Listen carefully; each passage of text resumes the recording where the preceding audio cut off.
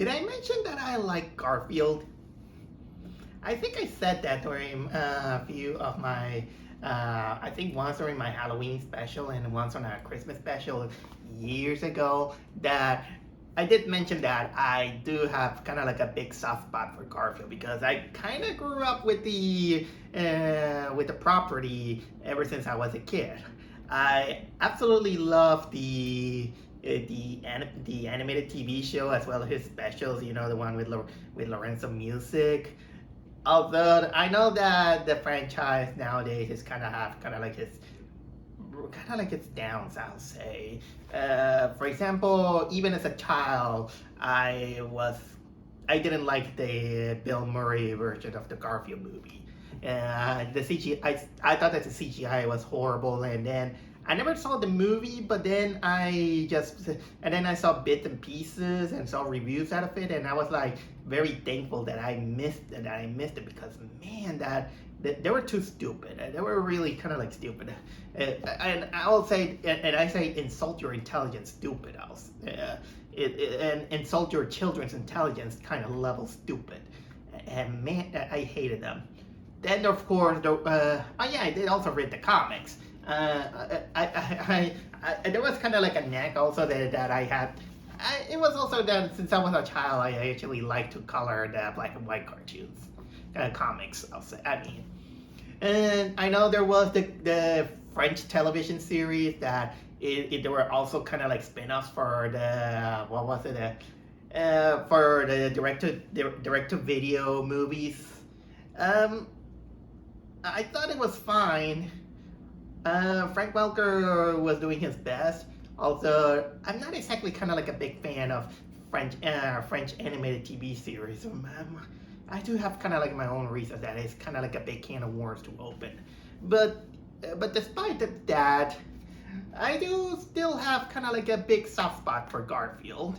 And it's just that I don't know. It's not as good as it has been to. I even, once in a while I go back to read the comics, and the comics is still kind of like hit or miss, I'll say. It's kind of like sad that it's not as crazy or bombastic like it used to be, and now it kind of falls short on, just dropping, how can I say, punchlines instead of, sometimes kind of like getting kind of like a crazy image or something like that. Like for example, like in the old days, there was kind of like a fun gag in which John is on the beach. He picks up how can I say, a conch saying that you could hear what was it, the sea, but then off screen he gets his ear pinched by a hermit crab. And Garfield's expression of sarcastic delight is always hilarious. Yeah, so this is kind of like my background on Garfield. So you can tell that ever since they announced this new Sony movie of Garfield, the Garfield movie, I was kind of having like my finger crossed that there might be something, or at least salvageable for it, because right in the get-go, this movie was kind of losing its face on, especially on fans on animation, or even people who love Garfield. And of course, the first thing that comes into their mind, and the reason why it was not being seen kind of like in good faithful eyes, is because of Chris Pratt. Look, I don't hate the guy, but let's face it, you're putting Chris Pratt on almost everything. And honestly, there are the worst voice actors than Chris Pratt. and well, I kind of wanted to give Chris Pratt a chance for Garfield, because honestly, I know he's no Lorenzo Music. Lorenzo Music, he kind of cemented the kind of voice and attitude that Garfield needed when you're animating him. So comparing him to Lorenzo Music is not fair. Frank Welker does his best, and the less we say about Bill Murray, the better. And well, I still have kind of like my finger crossed. Although I wasn't kind of like, I was kind of losing my faith ever since, we see what's going to be the main plot and all this stuff. And for some reason, it kind of reminded me of those open season movies, in which I saw none, but I saw the trailers. But somehow it was giving me that kind of vibe that it was going to be Sony doing what it's doing with the Spider-Man and the Ghostbusters property, that they're just making movies just for the cash cow and because they just don't want to lose the license of any of them. So I watched it. I finally saw the movie, and the bad news, that's why it was disappointing. I didn't exactly kind of like hate it. It's not the worst movie there is, but as someone who grew with the franchise, it got a lot of things wrong. A lot of things that it went so wrong that I think they needed someone who actually understands the property and actually make a research on what made the TV series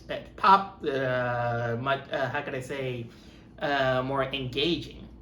But man, that a lot of the cards that they played, it was so wrong, and I should have seen that coming when the director is none other than the guy who directed. I think it was the director. Yes, it was the guy who was behind Chicken Little, the Disney Chicken Little, and we all know how people kind of hated it. Okay, but it's not the worst. I think the worst. I mean, he also made some good ones. He was also kind of like part of the writing team who made The Emperor's New Groove, which is actually really good, and Cats Don't Dance, which is criminally underrated. But Garfield the movie,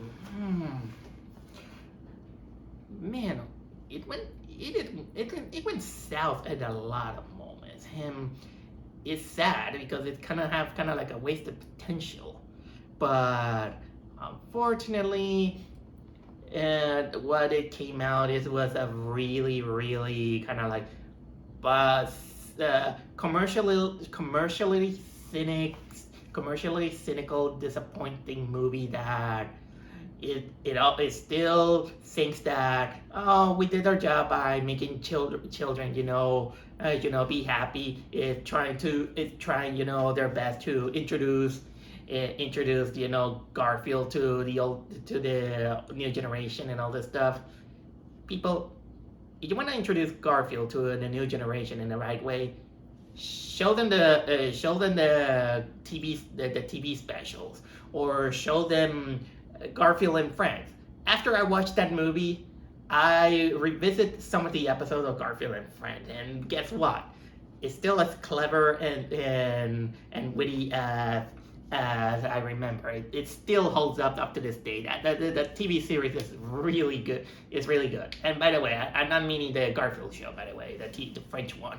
I mean the old one, the one from the 80s/90s. No wonder the show kind of lasted like 7 seasons.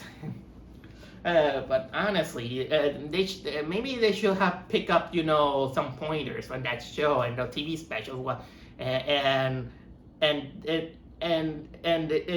should have picked up what made that work.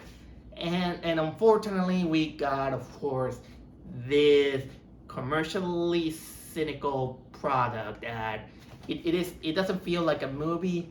It was just a movie out of committee in which they say that, okay, let's make an animated show. Let's make an animated movie for children. There we go. They entertain your children, and honestly, that's kind of insulting. And if I were Garfield, and find out people, giving a good reviews or giving this movie a pass by saying that, oh yeah, for children are excitable, children are gonna love all the happy things. I will be like Garfield and spout out his famous catchphrase, and then instead I will say that whoever whoever thinks this movie is gonna is whoever thinks this movie is okay just for children, they deserve to be dragged into the streets and shot. I didn't say that. Garfield might say that, considering the cynical kind of guy that Garfield is. He's a cat. Well, he's not a guy, but okay, you get the idea. So, okay, I think it is time for me to talk about, well, the movie itself, in which and the movie and the really heavy publicity stunt is a little bit deceiving, because we thought it was gonna be kind of like the origins, and we're gonna see more about Garfield himself, because it kind of starts out with the beginning in which Garfield is a stray cat, and then he is found by John Arbuckle, and then he gets adopted. Then they form their lives, and then of course we get to the present day, in which the household is only with John, Garfield, and of course Odie. And that could have been kind of like the basics for storytelling, because Garfield is pretty much kind of like a slice of life thing. But of course, Garfield and friends, they kind of put the ante by putting them into wacky situations. But in this case, the movie starts out that Garfield and Odie, they get kidnapped by kind of like two dogs, and then of course Garfield is rescued by his long lost and strange father, in which Garfield kind of detests him because he abandoned him, and all this is because Garfield and Odie, they were mostly scapegoats to attract his father, named Vic, who well, the main villain is this kind of like crazy cat named Jinx, who she's very salty because she belonged into Vic's, how can I say, Vic's group, that they were a group of stray cats that steal milk until something happened. Vic abandoned her, and Jinx, basically she gets stuck in a pound, and almost like she got jail time. Then she recruits two dogs for the pound, and then they get out, and she has plans to have revenge on Vic. What about Garfield? Oh well, he picks it up because he's his son. He is his son, and well, he just get kind of like there for the ride. So basically, she forces them to pay back for what he has done, and that is by making a heist into this farm, so they can get kind of like tons of milk in order to pay back for what she has done. And that's kind of mostly kind of like the part of the plot. And then of course they kind of even shoehorn in kind of like this other plot, in which it involves a bull who helps them infiltrate the farm, because he's in love with a cow, and he tells them that he's gonna help them as long as he rescues that cow, in which he and the cow, they're in love.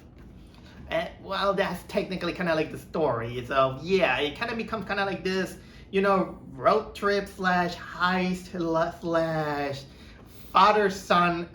/ father-son patching things up relationship, in which this is something kind of like the 101 storytelling that you always try to do when you don't have kind of like you don't have ambition, that you don't want to make creative stuff, you don't want break the mold or something like that, in which honestly I wouldn't be so disappointed, because I am usually forgiving with that one, but not when it comes kind of like an extent on some things that went wrong, especially if you're trying to reintroduce kind of like the world of Garfield.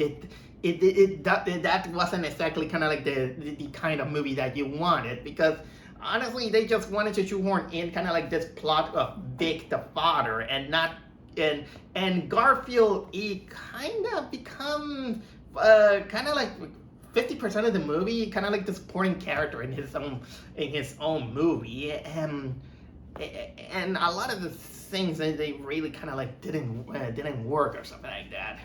And the more I kind of watched the movie, I'm not gonna lie that I was kind of like, there were some moments in which I was like giggling or something like that, because there's some things that they kind of work or something, but still I was everything during the whole movie. It was like, you know what, something is missing, something is totally missing. And honestly, this is a movie that I wish there was kind of like a more ambition and a more love to it, and it feels like there's kind of like no love to the franchise, which is a shame, because again, I still like Garfield.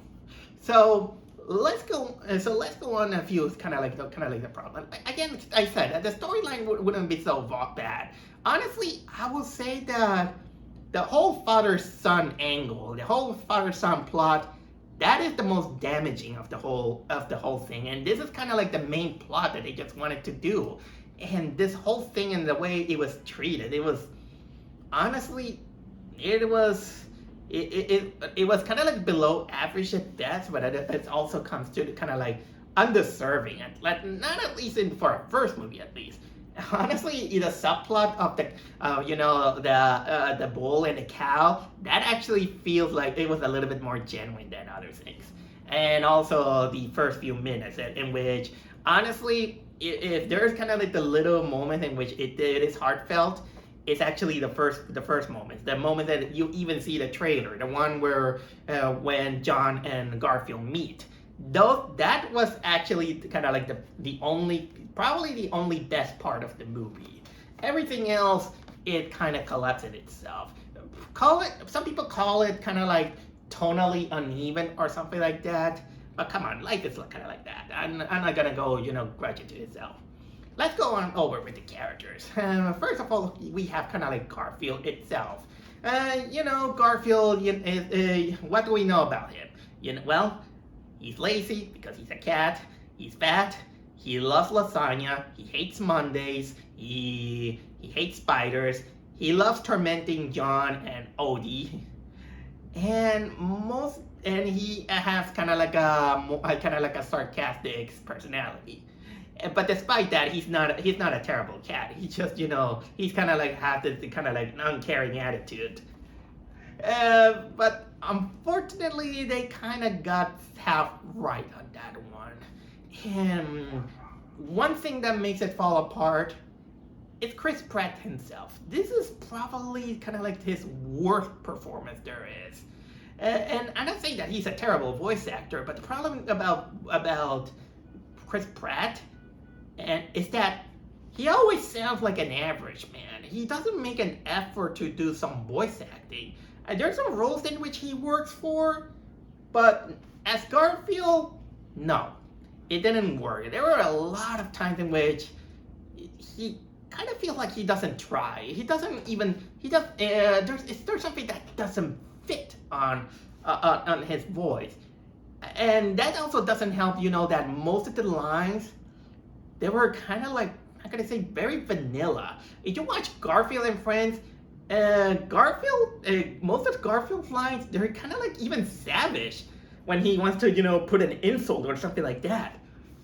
They're savage, they're clever, they're sarcastic, they're kind of like fun sarcastic, but not there. It was kind of like more vanilla, and even when in the moments in which it tries, you can tell like it feels like someone is kind of like on their back and saying that, no, you can't say that, it's too, how can I say, it's too much for the children, something like that. So there was kind of like something wrong with, I felt like there was wrong with that. So I don't know. And okay, then we got, of course, Odie, and Odie, they almost kind of like get it half right, but also they got it wrong. Normally, Odie, we know him, as being lovable, but yet loyal to Garfield and John. But at the same time, he's a lovable idiot. He doesn't have too much of a common sense. And of course, the tongue is usually kind of like an exaggerated running gag on the series. But you know what? They don't take advantage of that, and they kind of make Odie wrong. So much wrong that they even retcon the whole thing, the whole path with Odie. They say that they just kind of brush over saying that, oh yeah, we got we got the how can I say that, we got Odie here and there. If many purists know, we know that Odie isn't exactly John's pet. Odie originally was a pet of a character that disappeared named Lyman. He was gonna be kind of like John's roommate, and he just came with John, and he brought out Odie alongside with him. And of course, Lyman, this character, inexplicably disappear from the comics. And of course, that many people kind of begin to joke that, okay, he's locked up in the basement or something like that. But thankfully, the one thing that I will give it credit to the Garfield show is that the Garfield show actually revived the character and bring him kind of like a good excuse of that why he's gone or something like that, and they brought him back for at least that one with a slightly different design from the comic, but still, but still, it was kind of like nice that they brought him back. They brought him in, but of course, they didn't want it to do that. So okay, I might have given it a pass, but no. Like I said, they also got a little bit of the personality of Odie wrong, because they got the loyal part, but they make him a little bit smarter, and he kind of more or less kind of like the guy, like the supporting friend who is kind of like in the background doing stuff like almost like smart things, almost like Max from the new Grinch movie. He just, for example, kind of like there's a scene Garfield is just there, and Odie he just, how can I say, in the background doing stuff, and he kind of acts kind of like Garfield's kind of like butler of the.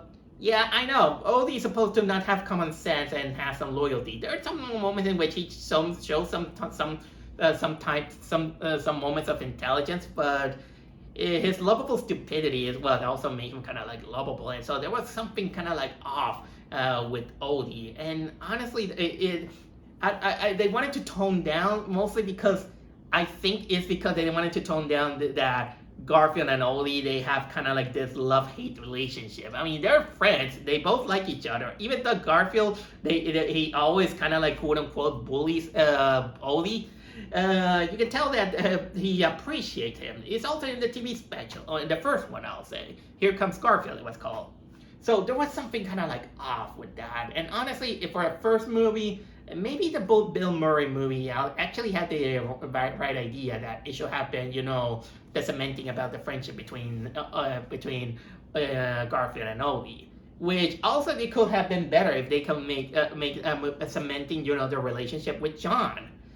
And by the way, John, he's totally irrelevant to the movie, except for that past. And they should have written him a little bit more, because yeah, he's the loser in which he had to kind of like this big house that's by living alone and all this stuff.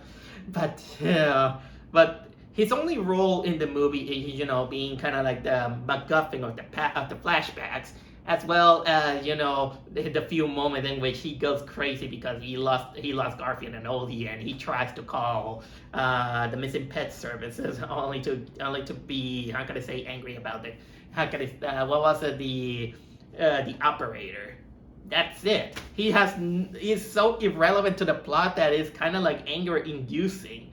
Because when you think about a movie about Garfield, and especially when you're gonna try out kind of like a new continuation, maybe you should have started off, with building, the main trio. Again, Garfield, Odie, and John.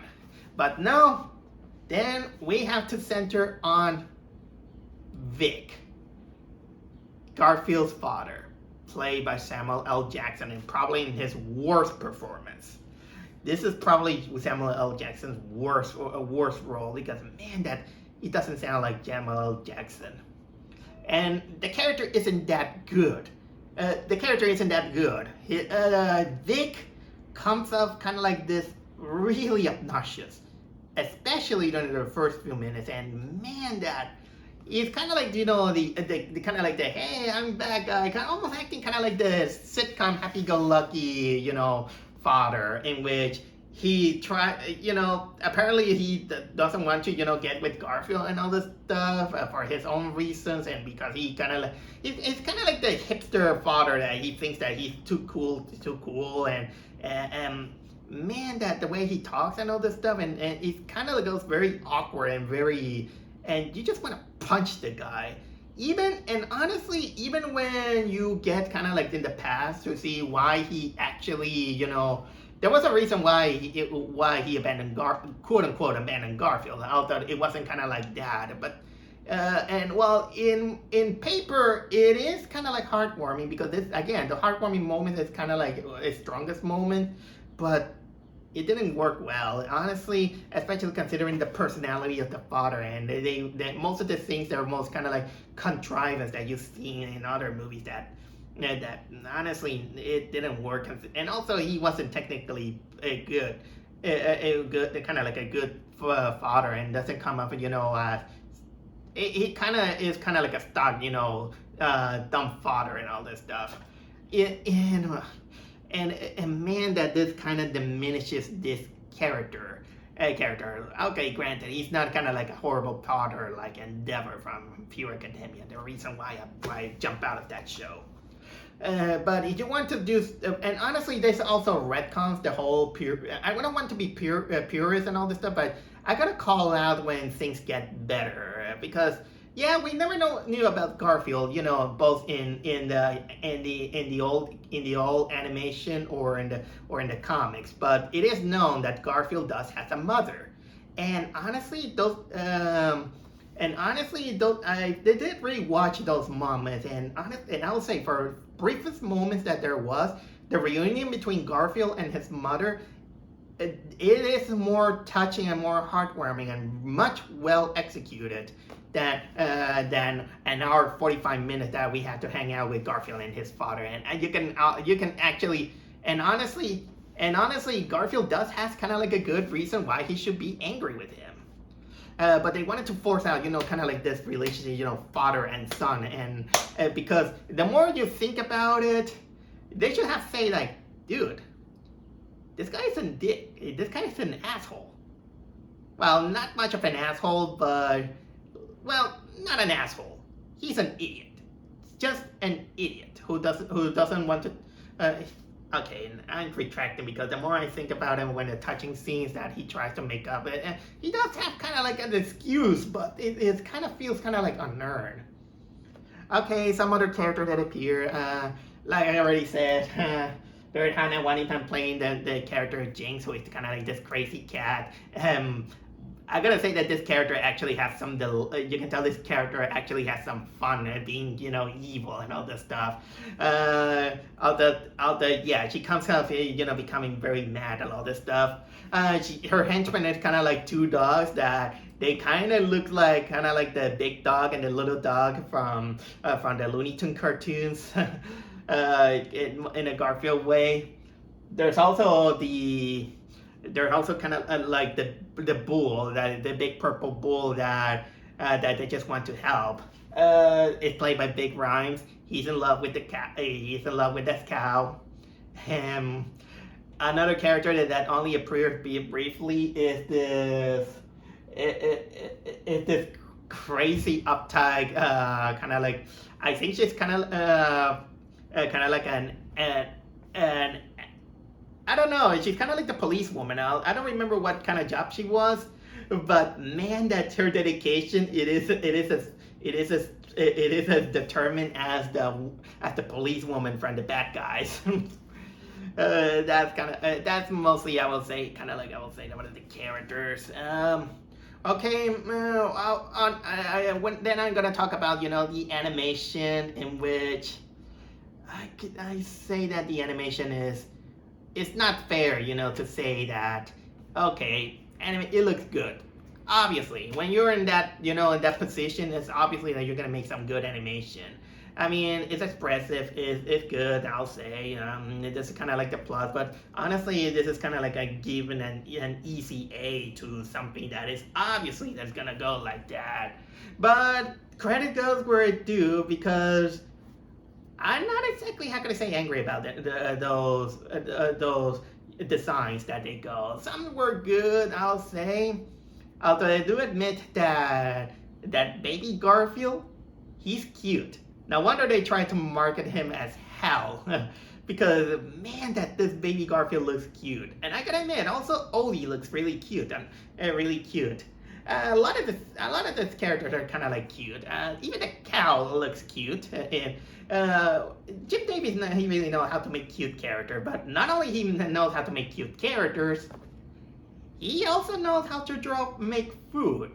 Because honestly, one thing that Garfield can you can give it credit is that he can make food looks delicious. Look at the cartoon, look at the comics, and the food looks really delicious. And this movie is no exception. They did capture how to make pizza and lasagna. It looks amazing. It looks so delicious that it really want to make you hungry for Olive Garden, in which, of course, they marketed the hell out of that too. So give it. So there is kind of like a credit to that. And well, there's also, unfortunately, the music is kind of like hip hopish in ways. Sometimes there are remakes of old music in which it's kind of lazy because you don't want to pay for new music or something like that. I mean, once or twice is fine, but not when it's kind of like an abusive moment. Although it's not as abusive as this shitty Knuckles TV series. I get that. Sorry, I just remembered that stupid moment. But yeah, the marketing and honestly, also I think it is kind of harmful that that instead of good writers and good portions, they only waste their money on celebrities. Yeah, the celebrities are not exactly kind of the good thing. And also, they made the same mistake that the Addams Family animated movie did, and that is that they got Snoop Dogg. But Snoop Dogg, he just kind of like there briefly there. Just for a really, really irrelevant, how can I say, role. Okay, please play my Snoop Dogg. So what? So freaking what? It's not like he's a good voice actor or anything. He's just there. But at least give him credit. At least he say lines. It's not like, in the Addams Family movie in which he just talked gibberish. All right, so yeah, and this is also where the movie also falls flat. Is that not only because of the father thing, is that it's so clean that most of the jokes it kind of falls kind of like flat. Long is kind of like the sarcastic wit. Long Gone is kind of like clever fourth wall break-ins, and well, there's kind of like fourth wall break-ins, but it's mostly only used as kind of like a framing device for saying like, hey, this is my story, and nothing like that, or something clever like in the TV show, because the TV show had wit, it had teeth. This one doesn't have not even sharp the claws to showcase something clever, and it's not. And it wouldn't be so bad if they come up with this excuse by saying that, hey, I just made it for kids, so no big deal. And honestly, that's kind of like more insulting than anything. And of course, like I say, they have kind of like these new characters, and they didn't build up the world that we wanted to know. Started up building kind of like Garfield's world. Build up more about the relationship between Garfield, Odie, and John, and have some of the characters that we know and love. I mean, we got Liz, but Liz only appears kind of like for one or two moments, and just kind of like for one line. There is an Easter egg in which we see a cereal box of Binky the Clown. There is at the end of the movie, we got kind of like a 3-second cameo of Normal. There's no Arlene. There's not the postman. Oh yeah, Pookie's there. The teddy bear. Some of the spiders are there. Uh, it's- it- we don't get some of the recognizable characters. And also I felt kind of like insulted as a fan of Garfield and Friends that 60% of the movie takes place on a farm, and they didn't take advantage of making at least a dedicated cameo to U.S. Acres. The other part of Garfield and Friends with the animal farms, which was also Jim Davis' second comic. These guys were hilarious too.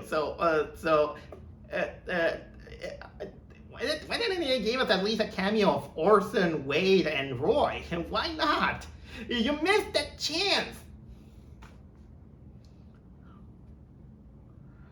Did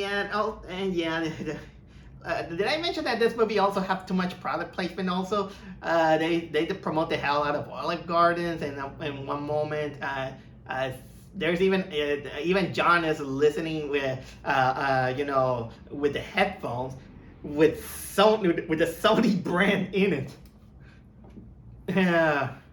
What other things? Oh yeah, drones. They always go with with the drones, and that's honestly, I don't feel like I want that talk too much. Oh yeah.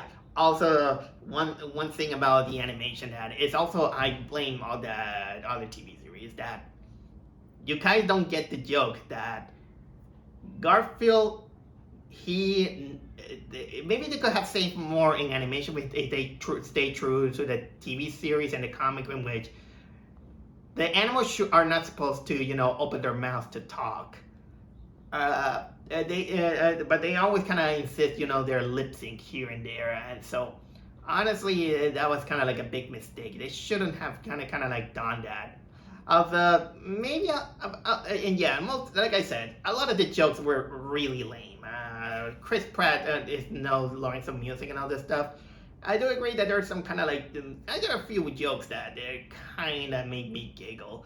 Probably out of more kind of like desperation. Like for example, there's kind of like a telephone call in which one of the cats, I'm not gonna say exactly who it is, who he begins to talk on the phone, and then but then in the other line where the humans are listening, it was like meow meow meow meow meow meow. And apparently the solution for that is that apparently there's an app in which you can translate animal speech.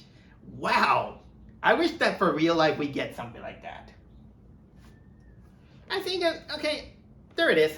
I think I already talked enough about Garfield, the Garfield movie. And honestly, for all the things that it is really disappointing. And I will say that it's kind of like a more below average kind of movie. I'm not gonna go exactly kind of like very harsh, but I will say that I'm going harsh on the lack of ambition that this movie had, and again, Sony is always insulting the little audiences, saying that okay, you're gonna enjoy this, we're not gonna do many effort because it's just children and all this stuff, and the people who accept that okay, this is for children, what do we expect or something like that, or you did it, it's kind of like the lamest excuse you could ever see, because the real consumer are the parents. They're the one who brought the children, and honestly, it's not fair, for them to be left out, considering that most animation lovers are adults. But at least for the benefit of the doubt, I'd rather watch this movie better than the Bill Murray movies. But not by a long shot. If you wanna present your children with better Garfield stuff, show them the TV specials as well as Garfield and Friends. Those are clever, I'll say. So yeah, that's technically all I have to say about Garfield. Nothing much, nothing less. Just a bit disappointed. I'm back. It's because here's something kind of. I had kind of like this epiphany after I finished recording the video. Is that I forgot to mention something very important, and it's because, well, during my while I was rendering the video, then I was kind of taking a nap, and then suddenly I kind of remember one of the worst aspects of the movie, and that part of the movie I thought that it should not be left out to be talked about. So I stopped the rendering of the video, and I just pull out the iPhone, and well, here goes. There is in which I forgot to mention is that some of the aspects of the movie really comes up as kind of like out of convenience and for lame storytelling, because there kind of comes kind of like an aspect in which during the movie 2 times they kind of showcase that Garfield has a collar with his name on it, when pets have, all this stuff. But this is kind of like a bullshit thing, because honestly, not even in the comics and all this stuff, we see a visible collar that Garfield has, not even Odie. But for the sake of convenience, the movie kind of decided to pull this magic trick out of their ass, in which it only shows twice that Garfield has a collar on his neck. And first of all, it's because out of convenience, the father Vic sees it, and then it comes kind of like in a moment, and whether there's a kind of like a fallout, and then John sees him, and he says, hey, he got a collar, and then Garfield kind of realizes, I never see that, and they kind of come up with with the lame excuse that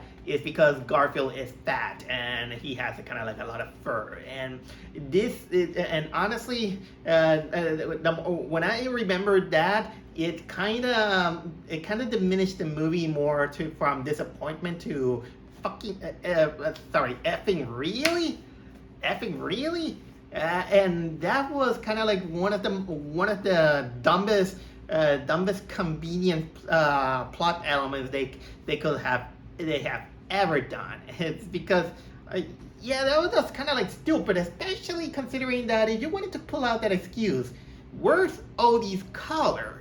So it's funny how I kind of forgot to mention about that, and I needed to, and again I needed to address that, because that was freaking lame. And again, this is kind of proof that they think the company Sony thinks that you are making, how can I say, you're making stuff for children, and they might kind of forget some plot point, and they kind of treat them like idiots, and it's almost like they think that we're gonna forget some things, but I almost forget it, because again, the movie is kind of in itself kind of forgettable. But now that I remember that plot point, I kind of realized that was really stupid, and I have to address that. I shouldn't. This shouldn't have been left behind. How convenient the whole thing, and also I kind of began to remember also another stupid moment that during the climax,